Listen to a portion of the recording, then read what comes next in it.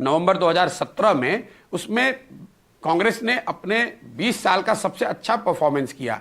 मुश्किल से 15 सीटों से भाजपा गुजरात बचा पाई। उसके बाद वो कर्नाटक में उनकी हार हुई और फिर लगातार 3 स्टेट हारे, छत्तीसगढ़ हारे, मध्य प्रदेश हारे, राजस्थान हारे। तो मतलब आप मिड 2017 से उठाकर 2018 अंत तक 15-17 महीने का एक दौर था जब भाजपा बैकफुट पर थी, विपक्ष के पास अवसर था कि वो चैलेंज कर सकते थे, उन्होंने वो मौका गंवा दिया।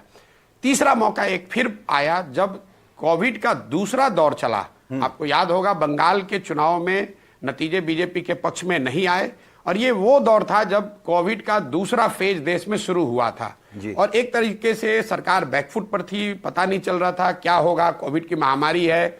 और पहली बार MOTN सर्वे में 10 साल में मोदी जी की पर्सनल पॉपुलैरिटी में रिकॉर्डेड जो डिप आया है वो वही टाइम है जून 2021 का। बंगाल चुनाव हारने के बाद करीब करीब 1-1.5 साल का जो समय रहा है वो बीजेपी और मोदी जी के लिए चुनौतीपूर्ण रहा है, लेकिन फिर विपक्ष ने वो अवसर गंवा दिया। अब अंतिम मौका विपक्ष के पास तब आया जब उन्होंने पिछले साल इंडिया गठबंधन बनाई। जून के महीने में आपको याद होगा पटना में इनकी गठबंधन बनी, बेंगलोर में इन्होंने UPA को रीनेम करके इंडिया गठबंधन कहा और देश में एक चैटर, कम से कम उनके समर्थकों में एक उत्साह आया कि इस बार एक मजबूत विपक्ष, सारे दल, सारे नेता मिलकर एक कॉमन नैरेटिव पर, प्रोग्राम पर शायद वो मोदी जी को, बीजेपी को चुनौती देंगे। और वो अगर देते तो शायद संभव था कि भाजपा का नंबर 220-40 भी हो सकता था।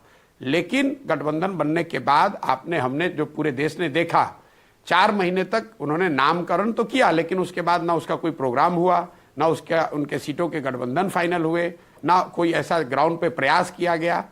कांग्रेस ने प्राइमरली जो उनकी सोच थी, मैं जो समझ पा रहा हूं कि राज्यों के चुनाव जो नवंबर-दिसंबर में थे, उनका ऐसा मानना था, उनके लोग बता रहे थे कि वो राज्यों के चुनाव जीत जाएंगे।